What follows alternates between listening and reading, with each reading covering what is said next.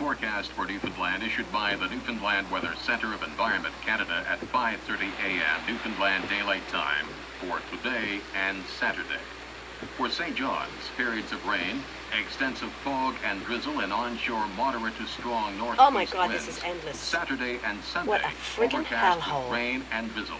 Extensive fog persisting and onshore moderate to strong northeast winds. Low tonight 6, high Saturday 12.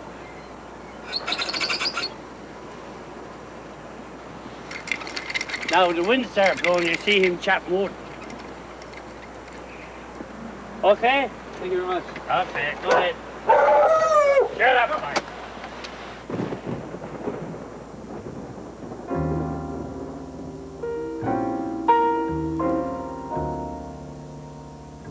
For St. John's, tonight overcast with rain, drizzle, and fog.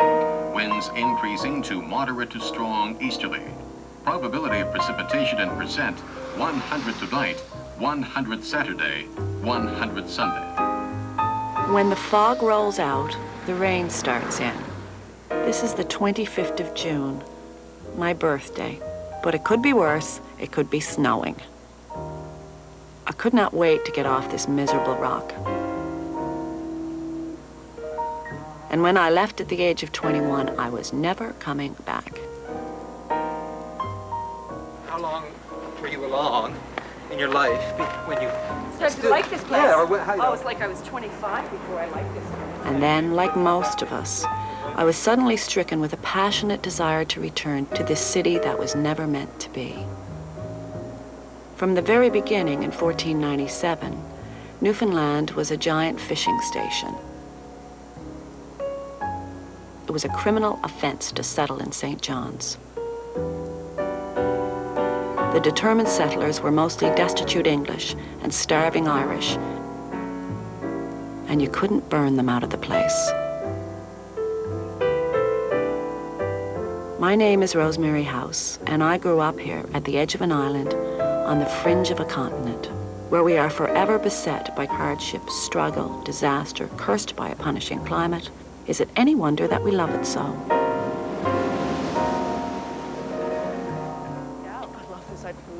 Really just like tossed off. You're But thrown you know, off. it's not like they used to build the big... I talked with some friends about the reasons we care so much for a place that doesn't seem to care so much for us.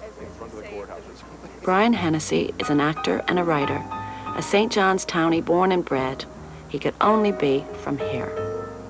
It's everyone's dream to time travel, of course, and one of the things that always gets me about St. John's is I walk around St. John's even now, and I've lived here all my life, and when I look down this hill or walk along Water Street, I'm seeing St. John's as it is, but I'm seeing the other St. John's too, the St. John's that exists only in photographs now, but I know it's there. There are cobblestones beneath this pavement. I can see them. So there's always this constant other city that lives underneath the one on the surface here, and that's what I see. My mother was one of 7 sisters, typical Catholic family, 7 sisters and a brother, a blind brother. And the 4 sisters ran a little diner, a luncheonette. It was called the Cookie Jar. And we'd go in there and eat to our heart's content. Really, this is where I grew up, down here. This to me is like the little throbbing heart of St. John's for me. You got the churches, you got the aunts. Life was full. Now, of course, Water Street was, and still is, the main drag, right off the docks, the street where it all grew up from. And let's not forget, the St. John's that was the capital of its own country until 1949. A proud little city. St. John's has never been an easy place to earn $1 unless you were already rich when you got here. But people just hung on, kept an eye out for the bright side. Our business, we can almost predict it. We have loyal customers who repeat and who come back all the time. We almost know who's coming next month. But they die, our older customers, and you have to replace them with younger ones. We're O'Brien's Music Store. My name is Roy O'Brien. I was born and raised here on Water Street. I've been here every day of my life, and my dad before me. And he raised 6 children here. We all love Water Street. My mom still lives upstairs. Yeah. Really, you live upstairs in this building? Yes, we do. Well, who knew? Yeah.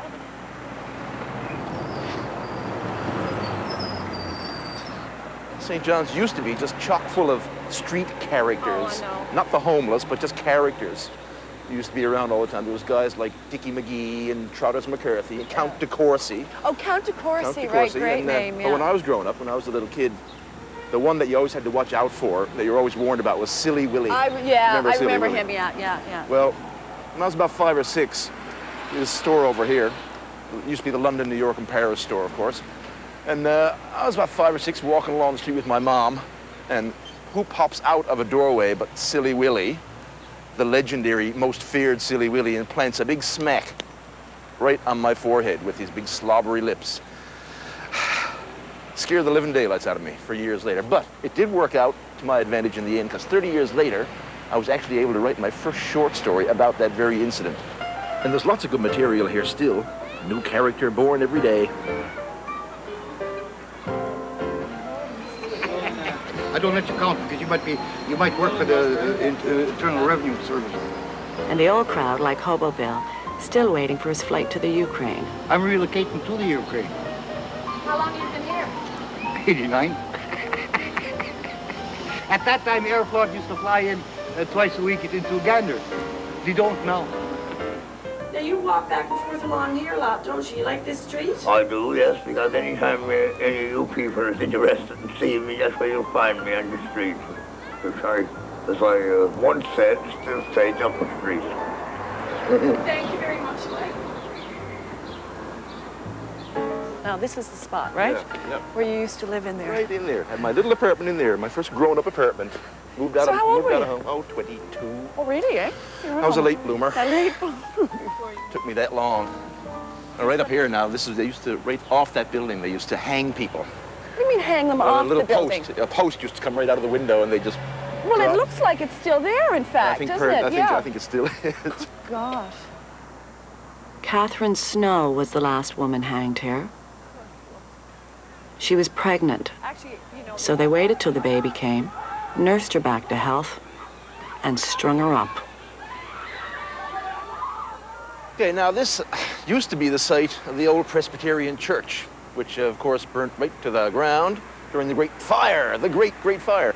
The whole place leveled to the ground, except for is the Newfoundland Savings Bank down here. But everything else flattened. We're just gonna have to stop there for a minute, sir. We're walking here. And this is, of course, Fever's Lane, the last remaining fragment of the oldest continuous laneway in North America, I'd say. But the soldiers from Fort William, over where the hotel is now, used to trace a continuous route right across town, kind of deke up through here, come up this lane, and come out at the bottom of Garrison Hill. There used to be another tavern right over here for the soldiers up at the top, the other fort. Right on. And they'd meet here and booze it up, I suppose. Yet another tavern. It's a drinking town, Rosemary.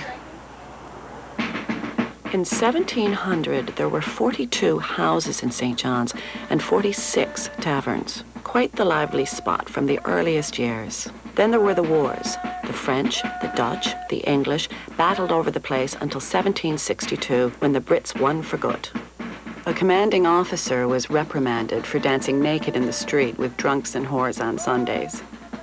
You don't see much of that anymore. The place was ripe for religion.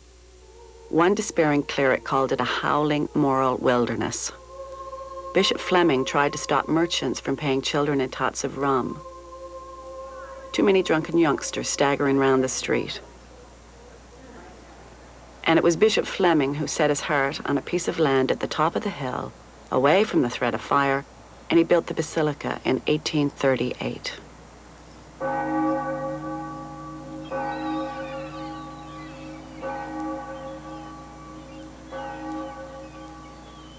They ended up with this huge, fabulous piece of real estate in the middle of St. John's, with the basilica on it, and Mercy Convent here, Presentation Convent over there. And on the Andy other side, Jones is a writer and an actor, and like the city itself, he grew up under the influence of these great gray towers.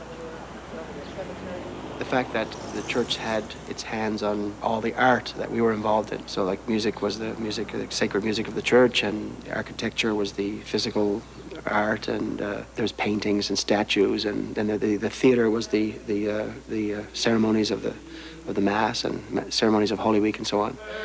And there was also that feeling that somehow, because you were part of the Catholic Church, and because you were in this incredible place here, that you had somehow had a connection with Rome. In a sense, you owned a little part of that because you were Catholic. I figure that I had much the same education that Chaucer had. I'm sure, that same worldview.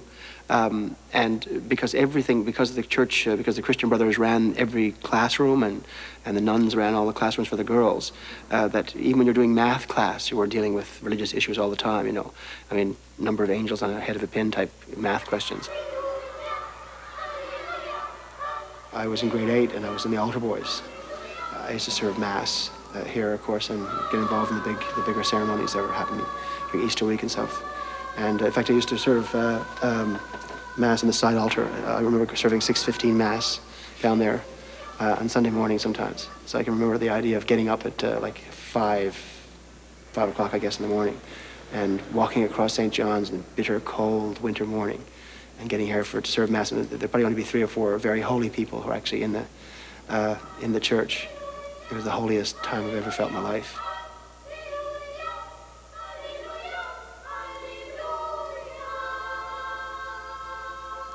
Because I love the theater of the church so much, I love the sermons and the preaching and all that stuff, that I ended up doing lots and lots of priests as characters over the years, like Father Din, for example. And I I've actually written about, I guess, 10 or 12 sermons. Every day, thousands of little souls are sucked, careening and swooping into the gaping mouth of hell. Little boys and little girls dragged across a hideous bit of broken glass onto a mound of red-hot coals, shrieking for their mommies and daddies who cannot hear them. For their mommies and daddies are not in hell, boys and girls. They're in the living room watching television.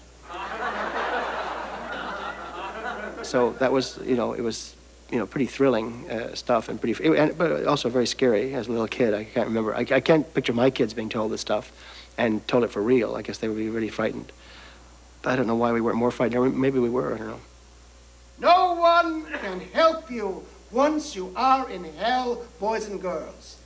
But I can help you now, before you go to hell. Because I'm going to give you a special blessing. A blessing which will wipe away all of your sins. Don't tell me you haven't got any sins, boys and girls. Because I heard your confessions this afternoon, and I was horrified. If you went to communion, of course, you had to be in the state of grace, so you therefore could not have committed a sin, such as masturbation. And so often, if you go to confession on Saturday night, but then you mightn't make it through until Sunday morning. So if you didn't go to communion, of course, you always thought, people thought, well, gee, I guess they all know I masturbated last night. Or you feel that way about people who didn't go. Or they committed some other mortal sin, like murder, maybe. Or probably even masturbation, though. I'll be struck down.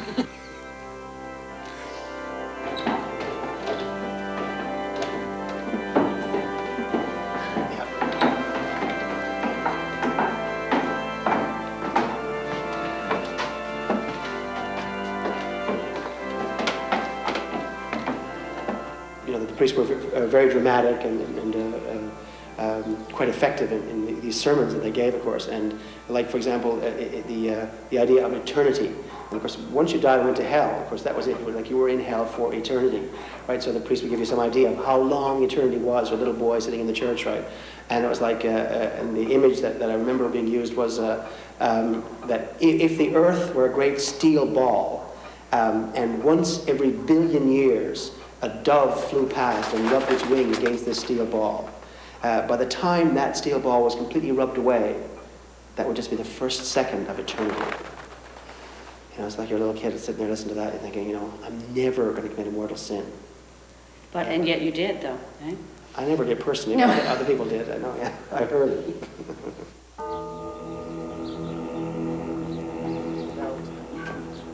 Bell Coop, right here.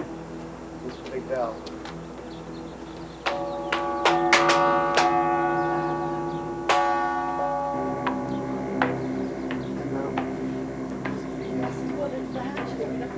right up there.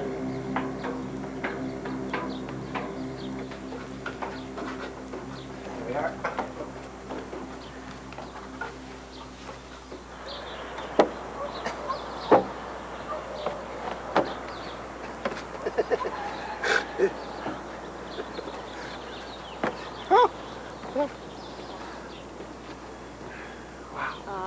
It's incredible, eh?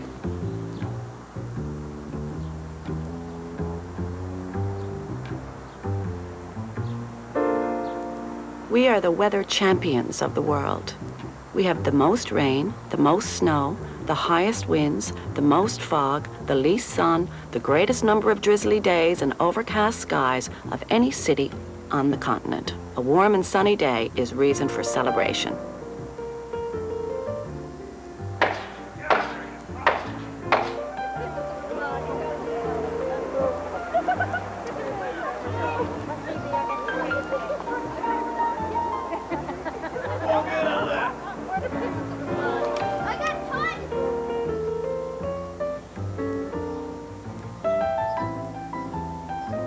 The forecast for Newfoundland issued by the Newfoundland Weather Center at 4 p.m. For St. John's, tonight, rain beginning this evening, occasional drizzle and fog.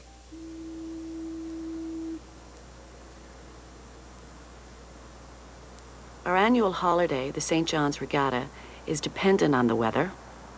People go to bed at night wondering whether they'll be watching the races in the morning or on their way to work. The Regatta Committee meets at 6 a.m. to call the day fair or foul. This day was called fair.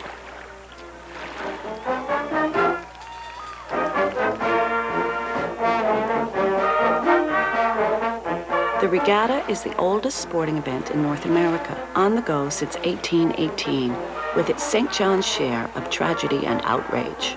In 1844, one Janie Flowers was arrested in the midst of carny booths and fortune whales when a fight erupted and she struck a man who fell down dead. But Janie didn't hang. The judge declared her innocent. Help support St. Pius X Boy Scouts. 3 tickets for 50 cents to win you 16.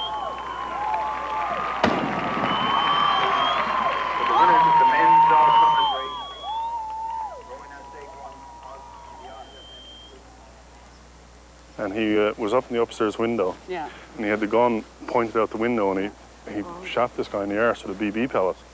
And of course, Dad. Des Walsh is a poet and a writer, a West End boy who can hardly bear to set foot off the island. The fence into the rocks. But cry no more for the leaf that swirls in the wake of panic, said the young man who drowned in the harbor of North America's oldest city. It is as it seems. This laneway here was probably the earliest memory I have of growing up in St. John's. And this really was my whole world for years, because there was a pack of us boys who all lived here, and we were anywhere ranging in ages from 5 up to probably 9 years old. And we'd have big ball games up here, big World Series games. Some of the girls would be looking on the other side of the fence and cheering on. And then, of course, when we weren't playing ball, we'd do things like play trucks and cars. And like we'd have all these big elaborate roadways made out here, and we'd have all our little dinkies out and garages made and little ramps for the cars to go up. But also this lane was used as a thoroughfare for getting as a shortcut to downtown. And of course people from Mundy Pond, who were people to be feared when I was growing up because they were bigger and tougher boys, and they would come through, and when the shout went out that they were coming, someone would make a roar, and we'd look up and you could see them, 6 and 7 abroad coming down the lane. We'd all jump in behind the fences, and of course they'd come through and they'd kick up all the rocks and throw the dinkies, probably put some of them in their pocket and go on. And we'd have to wait mutely there till they went by, and then we'd come out almost like soldiers after an attack, and just come out and look at the ruins of what was left and built it up again. But this is where I spent most of my years, right here in this lane. St. John's wouldn't have been a very easy place to rear a little family in a picket fence, I wouldn't think, There was no place for that here. It was very much a colony. It was very much a place that was built on one thing only. It was only built on the fishery. I mean, St. John's now, and especially the people in suburban St. John's, like to think and remove themselves from it. But their vinyl siding is put there on the backs of codfish, and that's the only reason the place was there in the first place. I think most places would have collapsed long before the crisis and the codfish that we're into now. I think most places would have collapsed 300 years ago. I think most places, most people would not have survived it. I think most people 500 years ago would have given up and gone and said, forget it, it's not going to work. We've certainly proved that not to be true. My great-grandfather came as a child from Cork in the middle 1800s, but he came with his mother and father. They landed, of course, here in St. John's Harbour. The mother and father died of cholera, we believe, and then all the kids were put in orphanages. And my great-grandfather, Thomas Walsh, he, I'm not sure how long he stuck it out, maybe a year, but he was only about 8 or 9 years old. Anyway, he ran away, and he ran down here to the docks and became what was called a wharfinger.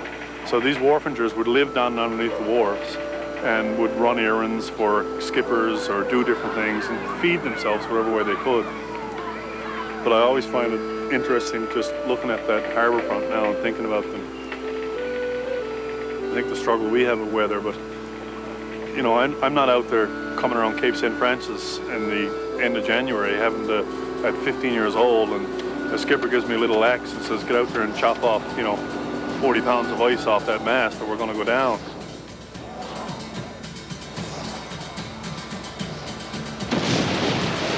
Disasters, again, are repeated throughout our history. You know, the Ocean Ranger being probably one of the most recent, most tragic.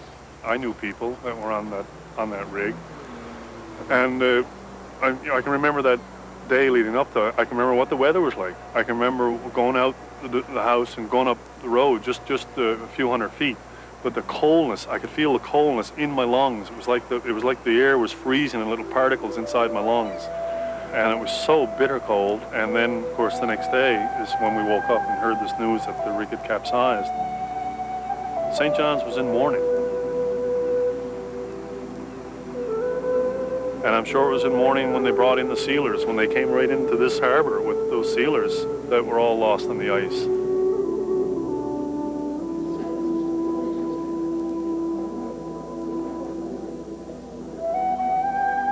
Drowning.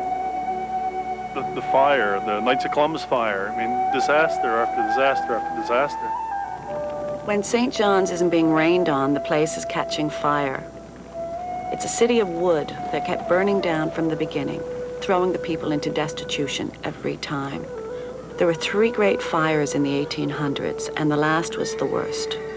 In 1892, the city burnt to the ground.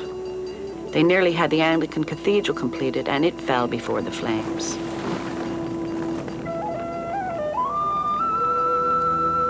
"100 men and women died in the Knights of Columbus fire in 1942, and then 50 years later, in 1992, fire broke out again in exactly the same spot. Where's that fire engine going? Could be my house, could be yours. Disaster after disaster. We've been dealing with it ever since we all first came here. You don't get used to it, but it is just one more layer you put on you, one more layer to protect yourself from having to live here.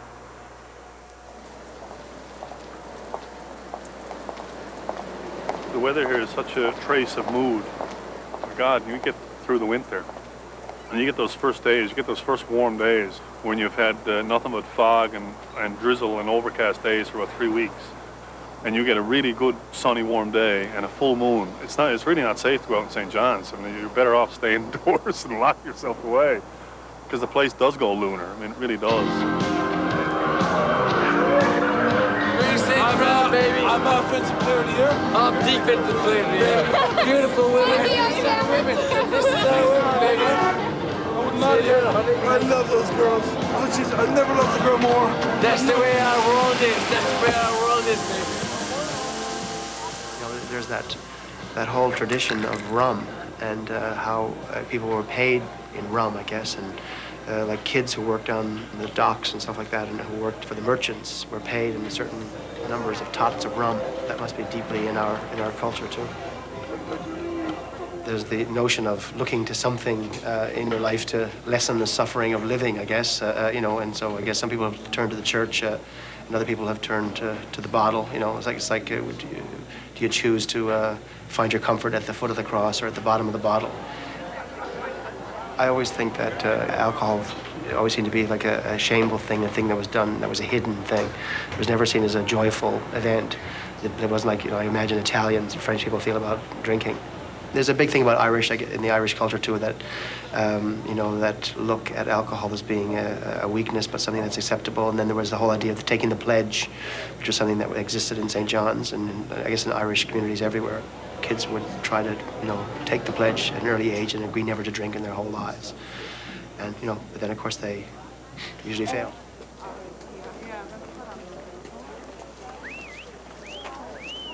It's all about a maiden, both young and fair, went out one evening to take the air.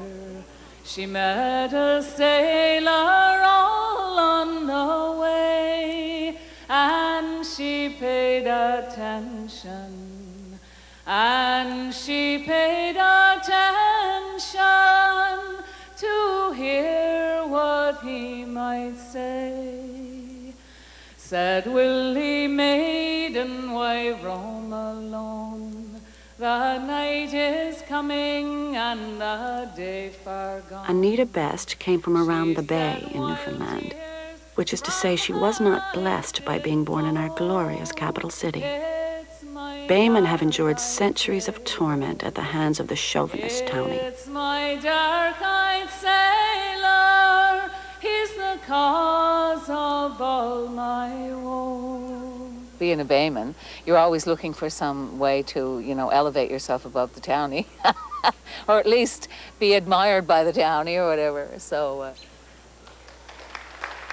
thanks. Musical traditions from the Bay have ensured that Anita is in fact greatly admired by the Townies.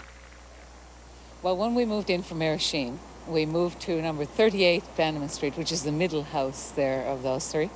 And it was an experience for my mother. It was a real culture shock because we'd come from a place where there were meadows. She used to bleach her clothes out on the meadows.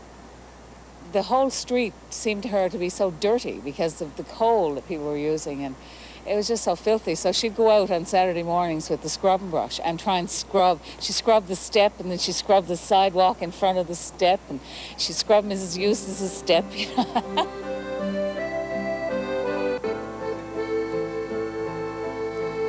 I grew to really love St. John's. I know, like, Baymen are not supposed to love St. John's, but I grew to love it. I mean, I really do. I love walking around in it, love the alleys and all those queer little places, and I love the way the people are now. But when I was a kid just coming in from, you know, a little small community, boy, was it ever scary. I remember the first day I went into the classroom, I had on a blue nylon dress with a pair of snow pants underneath, because it was in the winter time. It was in January when we moved in here. And that was completely not in fashion. I could hear the other girls in the cloakroom, the other little girls, and they pointing at me and sort of snickering and stuff like that. And I said, well, I got to get rid of this. I didn't know whether it was the snow pants or the dress. You know, every time you opened your mouth to say something, someone would laugh, and it was because you had a different accent from them, yeah, in here. And not that the St. John's accent is like an Oxford accent or anything. Do it again. Do it again. Do it again.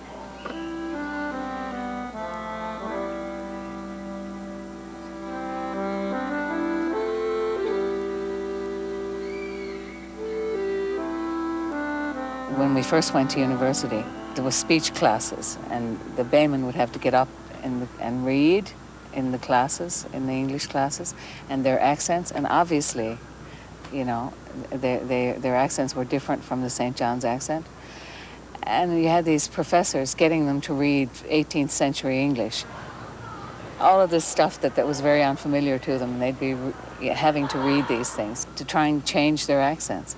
It was a dreadful thing that they were going through, because there's nothing more humiliating than being made to feel that the way you speak is inferior to the way that somebody else speaks. I mean, that's how the class system runs in England.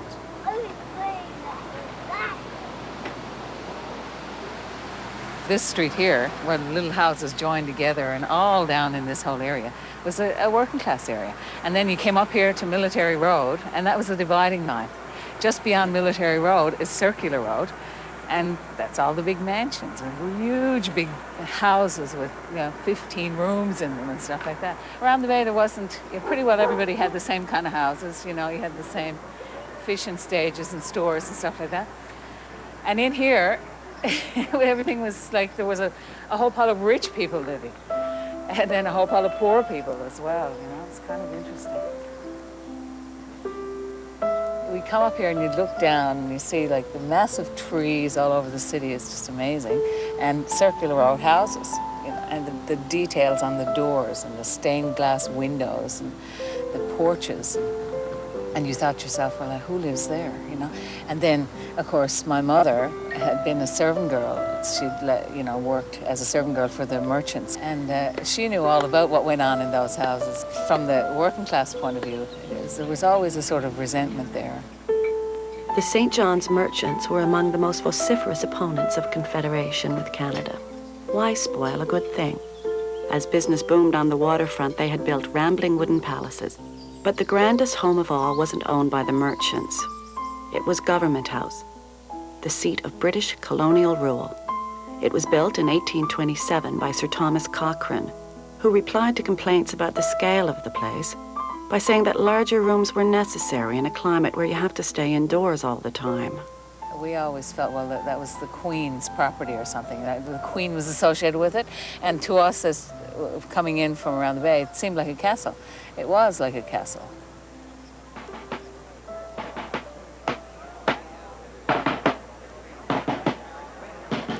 A moat surrounds the house, constructed, so they say, by a planner who confused the place with the West Indies. He was trying to keep out the snakes. There are, in fact, no snakes of any kind in Newfoundland.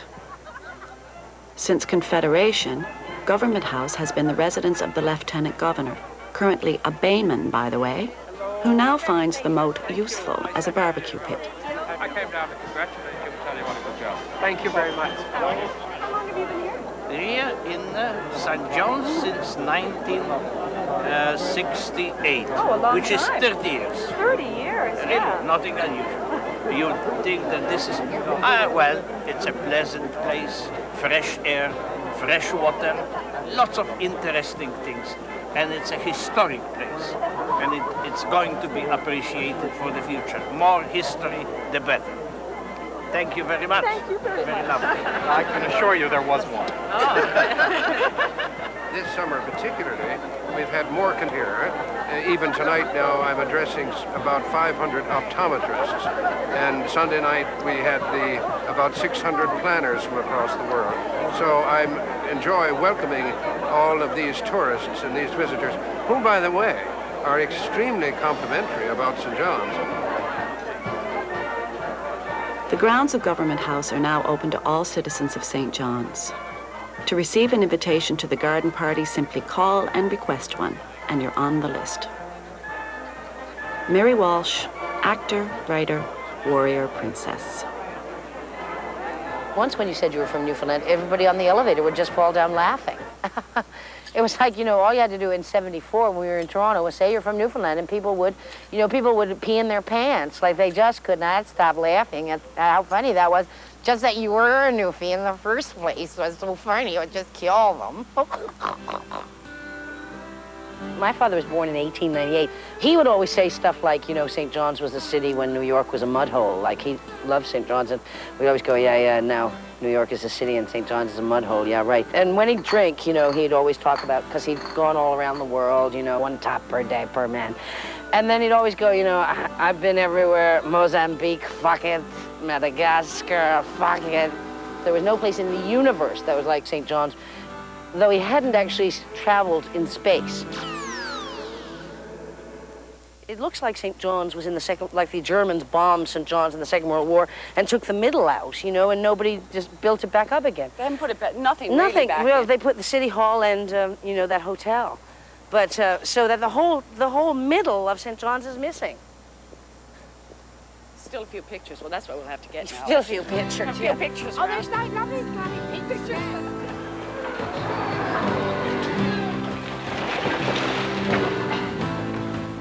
The center of town got gutted in about, I guess, 1963, I think, is when I was about 11. There used to be a warren of neighborhoods and streets, Lime Street, Tank Lane. Of course, we went down Lime Street, but Lime Street went down further. You know, like all the streets that come down here used to go down there. I just remember, like, all these people lived there, like the Holy Man. There was this man who had a shaking hand, and he was called the Holy Man because he was in church all the time, and Silly Willie lived here, and it was just like all these people. And I guess it was some kind of social engineering kind of thing where they thought that if you could wipe out the center of town, which seemed to be the center of whatever kind of 19th century kind of idea of St. John's, that somehow or other we would, you know, move exultantly into the 21st or the 20th century. There seemed to be a lot of booze around all the time, but I remember one Christmas, you know, you had to deliver the envelopes. The Basilica was the church that we went to, the Basilica of St. John the Baptist, and there are envelopes that you put your contribution in every Sunday. And so the school kids had to deliver the envelopes to each family. So each family had their own set of envelopes. And I was delivering envelopes at Tessier Place, and it was like, you know how dark it gets in December? It was like 4 o'clock in the afternoon. I went, you know, knocked on the door, and this man came out, and he was like bleeding down his head. But he was laughing, he was really drunk, and he grabbed hold of my arm, and he tried, I said, I'm just delivering the envelopes. He tried to pull me in. There was a big party going on. It was like, oh. And so I've never really felt that comfortable on Tessier Place, because he really had me, and it was like only by the grace of God that I got away. Apparently, when I was quite little, I had pneumonia. This is the story. It's the story they tell me, Rosemary, and, you know, I suppose they wouldn't lie to me because they're my parents. And I had pneumonia, and where they lived in the basement part of the thing, it was damp. And so Aunt May and Aunt Fina and Uncle Jack lived in a drier, warmer environment upstairs. And so they took me, for my own good, upstairs, and then I wouldn't go back. That's what they say. They say that whenever they brought me back downstairs, I would cry and cry and cry until they took me upstairs again. And so they got rid of me when I was 8 months old, and I lived next door to them. I was them, and I was them. So, you know, and them, the crowd, my own, very own crowd, they didn't like Aunt May and Aunt Fina and Uncle Jack either. And Aunt Fina was always sending down pies, and I was always having to deliver them. And they were always old pies. They were always pies that, you know, we had decided we weren't going to eat because she baked them 4 days ago. She was always sending them down to the poor, my family, and they were always going, Jesus, she couldn't let it get any older, could she? Or I was always like kind of, I wasn't sure where my loyalties lay all the time, but I figured I better just stick with upstairs. When I was a little girl, this was here. And see, it went to here, and this is where the house was here. The house was there. And then there's another path there where the house was there. But over there, that was number 7 and number 9. That's where we lived. Yeah. Like my best friends, Tishy and Boopy, they lived up there. You know, I'm so old that they came to my birthday party once, and they had pants on, and it was like, the shock. I almost went out with the shock because nobody, like little girls, didn't wear pants, and definitely not to a birthday party. And on the back of us, there was Crotty's taxi who killed my brother, but he didn't really. But Boopy Breen ran up over the street one day and said, Mr. Crotty killed Greg. And so we all ran down, and he'd actually just knocked him down. But, and this was Laundry Lane, and so we played over here, you know, alleys and mots and all that all the time, and whatever you played, flashlight. No, Spotlight, was it? Yeah, Spotlight. And so it was you know, it was almost pastoral in a way, and it sort of was put a lie to that whole notion that, of course, they had to burn out the horrible slum that we all lived in. They had a really good friend, and whose brother, they owned Theatre Pharmacy, so we always dealt with Theatre Pharmacy. And of course, that's Theatre Hill, where you know, and what's called that? Theatre Hill is Queen's Road, yeah. But that part of the Queen's Road is called Theatre Hill. Yeah. And so I think that it's really weird to be living on Pennywell Road in a way, because I sort of want to live downtown all the time. It's like, because I always lived downtown, so I feel like I'm cut off. Uptown, yeah. I mean, who wants to be uptown? The synopsis for St. John's and the Avalon region. The onshore northerlies will continue to give fog and drizzle over the eastern part of Newfoundland today and Saturday. Some occasional rain is also expected to begin this afternoon over eastern sections as a low-pressure system approaches the island. We're sitting right at the edge of the city. Chain Rock is here, the Narrows, the entrance to St. John's Harbour is beyond, the city's at our back. This is the limit. As far as you can go. This is as far as you can go without being a part of the briny deep beyond.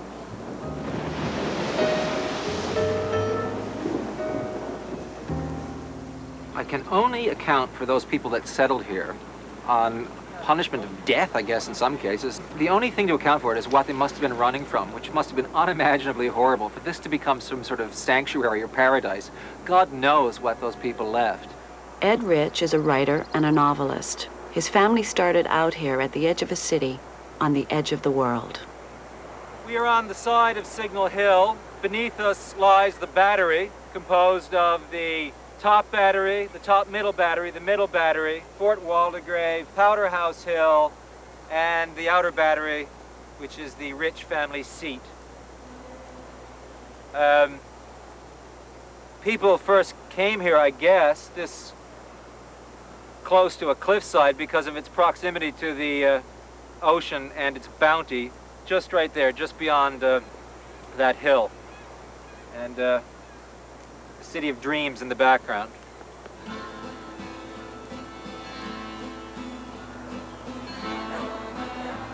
There is something oddly European here. What it is, there's a colonial feel here. There's a feel about, this feels like a colonial outpost. It's a bit weathered, it's a bit run down. It's a colonial outpost after its heyday.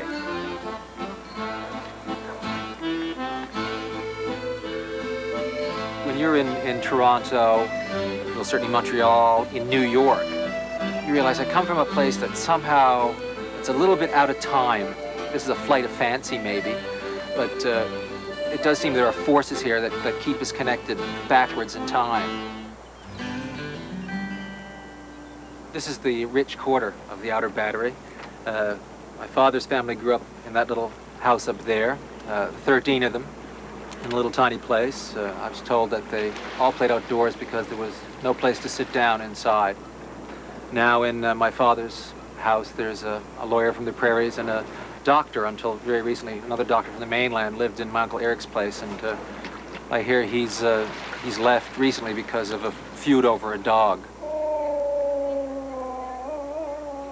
I don't really retain a lot of this old Newfoundland connection to, you know, the fishery or the ocean or that way of life. I'm a middle-class kid. I grew up in the suburbs, but what it is that I get from this place, I really can't identify it. We're not part of the commercial maw that's fueling this globalization thing, you know. It's not glamorous to live here, certainly. You know, you still have a struggle getting a head of lettuce at certain times of the year. Certainly you never get any arugula. You know, that's not available. You name it, we got it. We haven't got it, I'll get it. How's business? Hold in there. Dog eat dog. You survive. Sometimes it seems very, very promising, you know. And other times. And other times, it just seems like you could put a bullet in your head. It seems ridiculous to say that's the charm of the place. Friday, periods of rain, windy, low near 4, high 8 degrees. Probability of precipitation, 90%. The weather is a minor thing, given the sort of persistent economic problems here. That's a more grinding, punishing thing, and we've got a history of that too. That's a real part of our history, you know. If it's not that there's not jobs, it's that the jobs were poor jobs, that, you know, merchants were robbing the people, you know, while they were exploiting a bountiful resource. Money was leaving here, and yet people weren't getting a cut of it. So for some reason, that's part of our history, you know, sort of a lack of a material culture. Economic inequities just persist here for some reason. Do you think you're going to be able to stay in St. John's when you finish school, or do you want to stay here? Hopefully. Not really. No, I'm moving. No doubt here. Why? Why do you want to be out of here? It's a hole. Exactly. My thoughts exactly many years ago. And you'll probably leave, and so will a host of others. But it'll hit you. One day, you'll be dying to come back. This is where I belong. I feel like this is me. this park bench is me. I'm a part of that bench, or the stones on the ground, the dirt, the grass, the cigarette butts littering the streets. You know, this wall behind us, the red fence. I just don't feel right anywhere else except right here, right in this little spot here even. I feel right. This is me. When your heart is ground into those pieces of granite, then it really doesn't matter. Your whole skin becomes like that piece of granite. The weather can cut into your face and can whip you sideways, but it's, you know, you just stick your head down a little further and keep going, you know. Why people keep believing this place, keep loving this place so passionately, is in the end, I think, a mystery to me, because, and as are most passions, you know. If you could explain a relationship and you understood its mechanics, it wouldn't be an affair of the heart. And loving this place despite itself is the mystery, you know.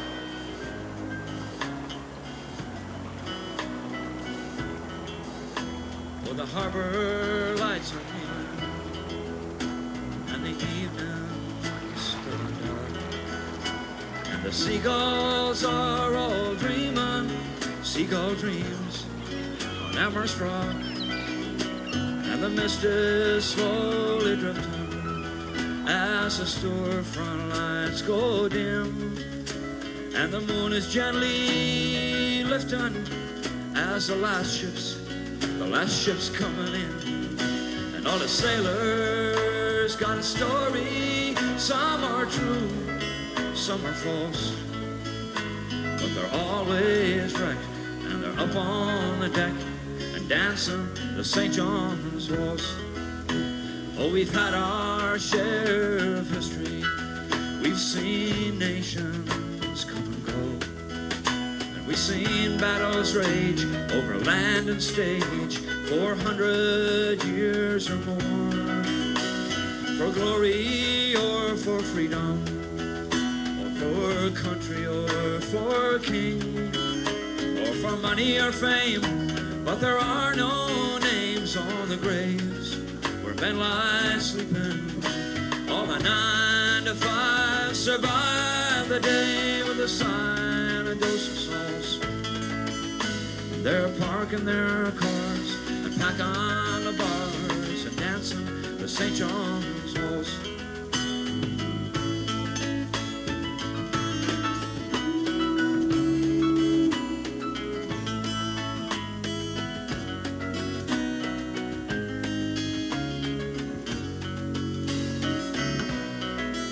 Oh, my heart is on the highway, and I'm sold on what to see. All the planes fill the skyway, all the trains run swift and free. So leave the wayward free to wander, leave the restless free to roam. If it's rocks in the bay, if it's old cliche, you will find your way back home. Don't question or inquire what's been gained, what's been lost. In a world of romance, don't miss out on the chance to be dancing the St. John's waltz.